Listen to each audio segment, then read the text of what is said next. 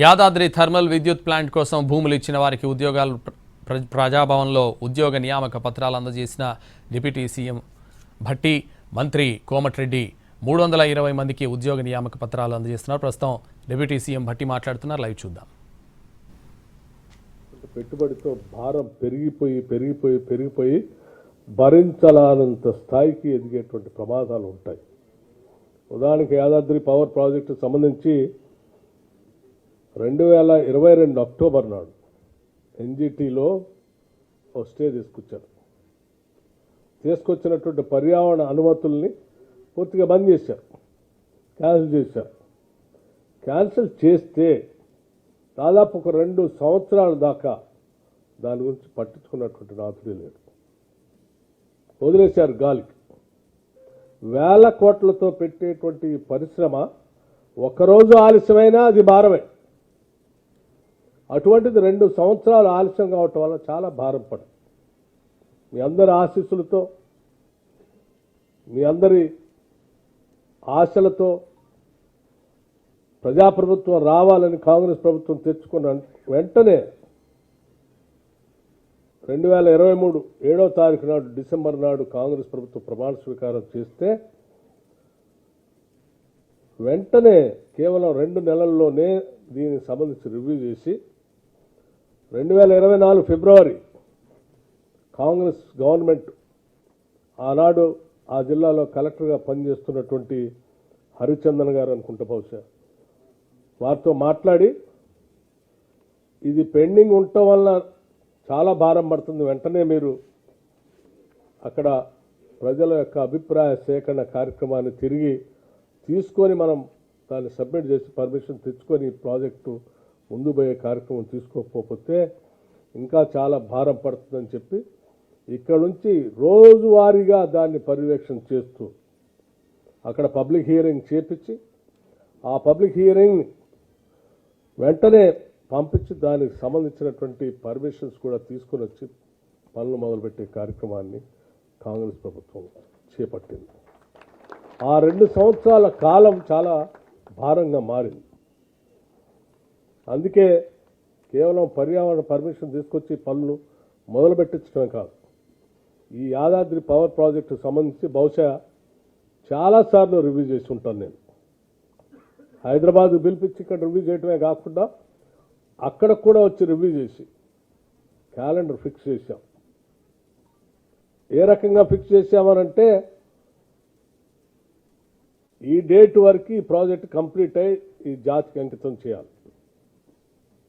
అలా చేయాలి అంటే సంవత్సరం లోపల మీరెన్ని ఎంతవరకు పని పూర్తి చేయాలి, నెల ఎంతవరకు పని పూర్తి చేయాలి, వారం ఎంతవరకు పని పూర్తి చేయాలని క్యాలెండర్ ఫిక్స్ చేసి మీరు ఫిక్స్ చేసినటువంటి క్యాలెండర్ ప్రకారం వారానికి అది పూర్తయిందా లేదా, ఆ వారంలో చేయాల్సిన పని పూర్తి కావచ్చు ఎందుకు కావట్లేదని ప్రతి వారం కూడా దాన్ని రివ్యూ చేసే కార్యక్రమం చేపట్టబట్టే ఈరోజు త్వరితగతిన ఇప్పటికే మనం 2 యూనిట్లని మనం అంకితం చేయగలిగాం, గ్రిడ్కి కలపగలిగాము అక్కడి నుంచి పవర్ ప్లాంట్. ఇప్పుడు కూడా నిత్యం రివ్యూ చేస్తూ దానికి కావాల్సినటువంటి కోల్ ట్రాన్స్పోర్టేషన్ కావాల్సిన రైల్వే స్లైడింగ్ కానీ లేకపోతే రైల్వే లైన్ కానీ లేకపోతే ఇతరత్ర కార్యకలాపాలు కానీ అక్కడ కావాల్సిన కన్స్ట్రక్షన్ యాక్టివిటీస్ కానీ లేకపోతే ఇక్కడ కొన్ని వేల మంది పనిచేసే క్రమంలో ఎక్కడో సుదూర ప్రాంతంలో గ్రామానికి దూరంగా ఉన్నప్పుడు అక్కడ పనిచేసేటువంటి కార్మికులు కానీ అధికారులకు కానీ ఉండటానికి కావలసిన సకల సదుపాయాల్ని మనం అక్కడ ఏర్పాటు చేయకపోతే ఇబ్బంది పడతారనేటువంటి ఆలోచనతో అక్కడ కావాల్సిన క్వార్టర్స్ సంబంధించి కానీ ఆ పరిసర ప్రాంతాల్లో కావాల్సిన వ్యవస్థలు అన్నింటినీ కూడా టైం బౌండ్ పెట్టి ఆ క్యాలెండర్ ప్రకారం పూర్తి చేసే కార్యక్రమాన్ని తీసుకొని ముందుకు పోతున్నాం. అందుకే ఈరోజు చాలా ధైర్యంగా గతంలో 2 యూనిట్లు ఎట్లయితే మనం ప్రొడక్షన్లో తీసుకొచ్చామో రేపు జనవరి లోపల అంటే ఈ సంవత్సరం డిసెంబర్ లోపలనే వాటిని సంపూర్ణంగా పూర్తి చేసి జనవరి 15 కల్లా పూర్తిగా ఈ జాతికి అంకితం చేసే కార్యక్రమాన్ని సంపూర్ణంగా చేస్తామని చాలా ధైర్యంగా చెప్తా ఉన్నాం. దీనికోసం ప్రతి నిత్యం రివ్యూ చేస్తూనే ఉన్నాం. ఈ చేసే కార్యక్రమంలో అందరి సహాయ సహకారాలు, అధికారులు అటు బిహెచ్ఏలకు సంబంధించినటువంటి వాళ్ళు, అక్కడ ఉన్నటువంటి స్థానిక ప్రజాప్రతినిధులు, జిల్లా అధికార యంత్రాంగం సమన్వయంతో నిత్యం దీన్ని పూర్తి చేసుకుని ముందుకు పోయే కార్యక్రమం చేస్తూ ఉన్నాం. ఆ చేసే క్రమంలో సరే కొన్ని ఇబ్బందులు ఉన్నప్పటికి కూడా వాటిని అధిగమించి ముందు పోయే కార్యక్రమానికి పోతా ఉన్నామని మీ అందరికీ మనవి చేస్తూ, అక్కడ పనిచేసే సిబ్బందిగా ఈరోజు పెద్దలు మాట్లాడినట్టు ఆ ప్రాజెక్ట్ ఒక దేవాలయం లాంటి, అక్కడ ఉత్పత్తి అయ్యేటువంటి కరెంటు ఈ రాష్ట్ర జీడిపికి పెద్ద ఎత్తున ఉపయోగపడే విధంగా ప్రతి ఒక్కళ్ళ మనసు పెట్టి దాన్ని పనిచేయాలని చెప్పి ఉద్యోగాలు పొందుతున్న మీ అందరూ కూడా నేను విజ్ఞప్తి చేస్తున్నాను. అలాగే మీరు పనిచేస్తున్న మీ అందరి వెల్ఫేర్ గురించి సంపూర్ణంగా బాధ్యత ఈ ప్రభుత్వాలు. ఇప్పటికే చాలా సందర్భాల్లో ప్రభుత్వ పరంగా ప్రకటనలు కూడా చేశాం. ఈ రాష్ట్రం, తెలంగాణ రాష్ట్రం కేవలం దేశంలో ఉన్నటువంటి రాష్ట్రాలతో పోటీ పడటం కాదు, ప్రపంచంతోనే పోటీ పడేటట్టుగా తెలంగాణ ముందుకు పోవాలనేటువంటి ఆలోచనతో ప్రణాళిక తయారు చేసుకుని ముందుకు పోతాం. Telangana is rising, Telangana rising అని చెప్పి ముందుకు పోతున్న క్రమంలో అత్యంత ప్రాధాన్యత ఎడ్యుకేషన్ కూడా ఇస్తూ ఉన్నాం. ఉద్యోగ అవకాశాల ద్వారా మాత్రమే పేదరికాన్ని జయించవచ్చు. చదువు ద్వారా మాత్రమే, విద్య ద్వారా మాత్రమే మనం సామాజిక పరమైనటువంటి వెనుకబాటుతనాన్ని, ఆర్థిక పరమైనటువంటి వెనుకబాటుతనాన్ని అధిగమించి అనేక విజయాలు సాధించవచ్చు అనేటువంటి ఆలోచన, నమ్మకం ఈ రాష్ట్ర ప్రభుత్వాన్ని. అందుకోసం ఈరోజు రాష్ట్రంలో పెద్ద ఎత్తున young India integrated residential schools పెట్టి ఈ రాష్ట్రంలో ఉన్నటువంటి బిడ్డలు అందరూ కూడా ప్రపంచంతో పోటీ పడే స్థాయిలో ఇంగ్లీష్ మీడియం, పూర్తి స్థాయిలో ఇంగ్లీష్ మీడియం ఇంటర్నేషనల్ స్టాండర్డ్స్తో ఈ కళాశాలలు నిర్మిస్తున్నాం. కనీసం 25 ఎకరాలకు తగ్గకుండా ఒక్కొక్క స్కూల్ 200 కోట్ల రూపాయలతో నిర్మించి ఈ రాష్ట్ర ప్రజలకు అందించే కార్యక్రమాలు చేపట్టాం. మిత్రులు అడిగారు, ఈ ప్రాజెక్టు పరిసర ప్రాంతాల్లో అక్కడ పనిచేసేటువంటి పిల్లల కోసం కానీ, ఈ పరిశ్రమ వస్తున్న పరిసర ప్రాంతాల్లో ఉన్నటువంటి గ్రామాలకు సంబంధించిన పిల్లలకు కానీ మంచి సదుపాయాలు ఈ పరిశ్రమ రావటం వల్ల వచ్చిందనేటువంటి నమ్మకం, ఆలోచన కూడా వాళ్ళకి కలగాలి. కాబట్టి ఒక పాఠశాలకు సంబంధించి శాంక్షన్ చేయంటే నేను వారికి చెప్పాను. మీ అందరి సమక్షంలో కూడా చెప్తా ఉన్నాను. నేను అటు ఈ పరిశ్రమకి దగ్గరలోనే, లేకపోతే ఆ నియోజకవర్గ హెడ్ క్వార్టర్కి పరిశ్రమకి మధ్యలో కనీసం ఒక 25 ఎకరాలు తగ్గకుండా ఉండేటట్టుగా యంగ్ ఇండియా ఇంటిగ్రేటెడ్ రెసిడెన్షియల్ స్కూల్ని శాంక్షన్ చేసి దానికి అయ్యే ఖర్చుని సిఎస్ఆర్ ఫండ్స్ నుంచి, ఈ పరిశ్రమ ద్వారా సిఎస్ఆర్ ఫండ్స్ ద్వారా పూర్తి స్థాయిలో అందిస్తామని చెప్పి ఈ సందర్భంగా అటు వెంకటరెడ్డి గారికి, మంత్రి గారికి, అటు శాసనసభ్యులకి, శాసనమండలి సభ్యులకి మాటిస్తూ ఉన్నాం.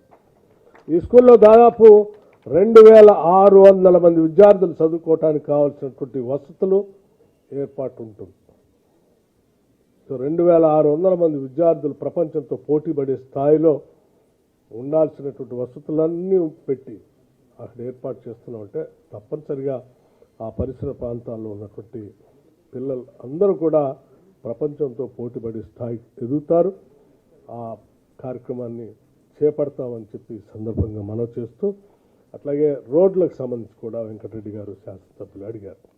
ఎస్, ఆ పరిసర ప్రాంతాల్లో ట్రాన్స్పోర్టేషన్ సంబంధించిన వెహికల్స్ అన్నీ తిరిగేటప్పుడు అక్కడ సరైన రోడ్లు లేకపోతే డస్ట్ విపరీతంగా లేచి ఆ గ్రామాల్లో ఉన్నటువంటి పిల్లలకి, కుటుంబాలు ఇళ్ళకు కూడా ఇబ్బంది కలుగుతుంది. కాబట్టి కొన్ని సీసీ రోడ్లు శాంక్షన్ చేయాలంటే వెంకటరెడ్డి గారు ఆర్ఎన్బి శాఖ నుంచి ప్రపోజ్ పంపించి వారు శాంక్షన్ చేశారు. దానికి క్లియరెన్స్ కూడా ఇచ్చాం. దానికి సంబంధించి ల్యాండ్ ఎక్విజిషన్ కావాలంటే ల్యాండ్ ఎక్విజిషన్ సంబంధించి కూడా నిధుల్ని నిన్ననే ఆదేశాలు ఇవ్వటం కూడా జరిగింది. ఎటువంటి ఇబ్బంది లేదు. మీరు కలెక్టర్ గారికి నేను ఇక్కడి నుంచి చెప్తా ఉన్నాను, ఆ రోడ్డుకి సంబంధించి ల్యాండ్ ఎక్విజిషన్కి ఎంత అయితే అంత ప్రయారిటీ తీసుకొని మీరు రిలీజ్ చేసుకుంటూ పోండి. మీ డబ్బులు ఇంకా తక్కువ పెడితే వెంటనే మీరు పంపిస్తే మీకు 24 అవర్స్లో మీకు డబ్బులు మళ్ళీ పంపించే ఏర్పాటు కూడా చేస్తాం. ఆ ఇబ్బంది లేదు ల్యాండ్ ఎక్విజిషన్. అట్లాగే హాస్పిటల్కి సంబంధించి గతంలో ఆడికి వచ్చినప్పుడు కూడా చెప్పారు, ప్రతి మండలానికి ఒక అంబులెన్స్ కావాలన్నారు. ఎస్, ప్రతి మండలానికి మీకు ఎన్ని మండలాలు ఉంటే అన్ని మండలాలకి ఆ నియోజకవర్గంలో దీని పరిసర ప్రాంతాల్లో ఈ యాదాద్రి పవర్ ప్రాజెక్టు సంబంధించి సిఎస్ఆర్ ఫండ్స్ నుంచే ప్రతి మండలానికి ఒక అంబులెన్స్ కూడా ఏర్పాటు చేస్తామని చెప్పి ఈ సందర్భంగా మనం లేకపోతే గురుకులాల గురించి కూడా మాట్లాడారు. గురుకులాల గురించి కూడా ఎస్, ఇప్పటికే రాష్ట్ర ప్రభుత్వం ఒక నిర్దిష్టమైనటువంటి ప్రణాళికతో ముందుకు పోతా ఉన్నాం. తప్పనిసరిగా మీ మీ మీ నియోజకవర్గంలో ఉన్నటువంటి గురుకులాలకు సంబంధించి వాటన్నిటినీ మీరు ఎస్టిమేషన్ చేసి పంపించండి.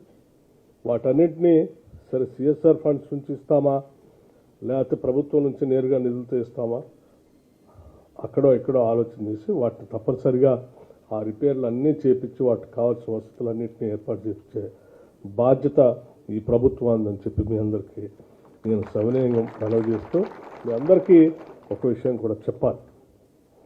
ఈరోజు రాష్ట్ర ప్రభుత్వం వెంకటరెడ్డి గారు మాట్లాడుతూ కూడా ఒక మాట చెప్పారు, కాంగ్రెస్ వస్తే కరెంట్ ఉండదు అని బాగా ప్రచారం చేశారు. బహుశా ప్రచారం చేసినటువంటి వాళ్ళకి ఉన్నది లేనట్టు లేనిది ఉన్నట్టు భ్రమలు కల్పించి ప్రజల్లో బతకడం బాగా అలవాటైనటువంటి రాజకీయ పార్టీల నాయకులు. వాస్తవంగా కాంగ్రెస్ అంటేనే కరెంటు, కరెంట్ అంటేనే కాంగ్రెస్. ఈ రాష్ట్రంలో కరెంటు ఉత్పత్తికి సంబంధించిన ప్రాజెక్టులన్నింటినీ పెట్టించింది ఎవరంటే కాంగ్రెస్ వాళ్ళు.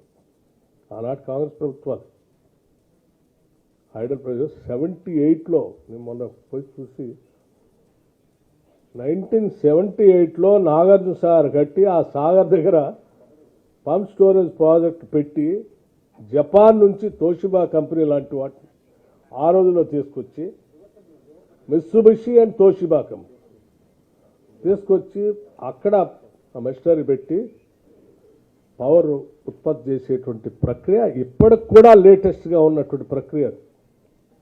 ఇప్పుడు చాలామంది పంప్ స్టోరేజ్ ప్రాజెక్ట్స్ గురించి మాట్లాడుతూ కొత్త విధానం వచ్చేసింది, మేమంతా దేశవ్యాప్తంగా చేస్తున్నాం అట్లా చేస్తున్నాం మాట్లాడుతూ ఉన్నాం. 1978లో మన ప్రభుత్వాలు కాంగ్రెస్ ప్రభుత్వాలు ఆ రోజుల్లోనే ఆ సాగర్ దగ్గర పంప్ స్టోరేజ్ ప్రాజెక్ట్ పెట్టి ఇప్పటికి కూడా సక్సెస్ఫుల్గా నడుస్తూ ఉంది.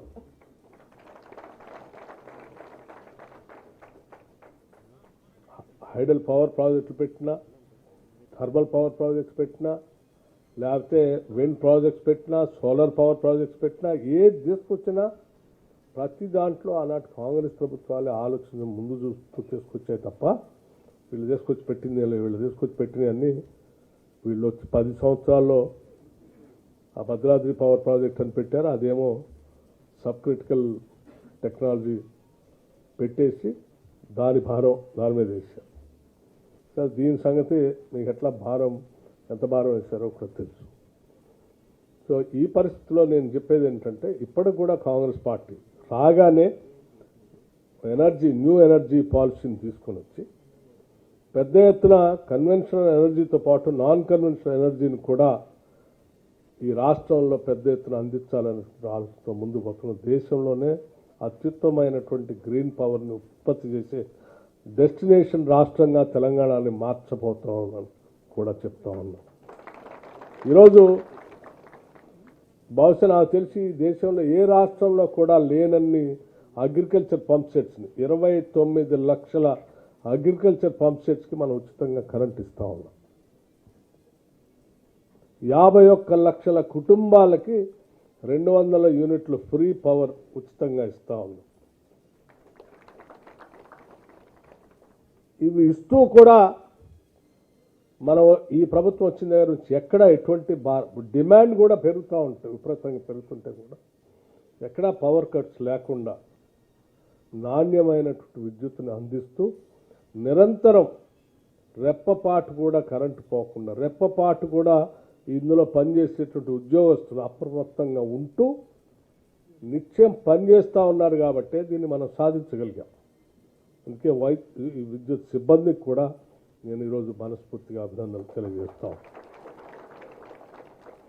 మనం ఎన్ని ప్రణాళికలు చేసినా అంతిమంగా డెలివరీ మెకానిజం చేసే దగ్గర సిబ్బంది దగ్గర ఉండి పనిచేయబట్టే మనం సాధించగలుగుతాం. ఈరోజు ఈ రెండింటికి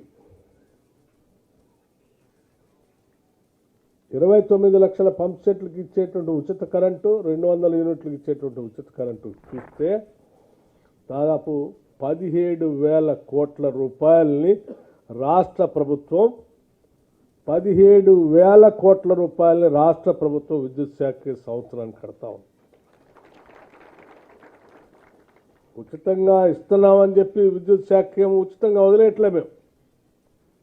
ఆర్థిక శాఖ ప్రతి నెల 12,500 కోట్ల రూపాయలు అగ్రికల్చర్ పంప్ సెట్ పేరు మీద, ప్రతి నెల 200 యూనిట్లు కొనేటువంటి కరెంటుకు సంబంధించి 4,200 కోట్ల రూపాయలు దాదాపు ఇప్పుడు అన్ యావరేజ్.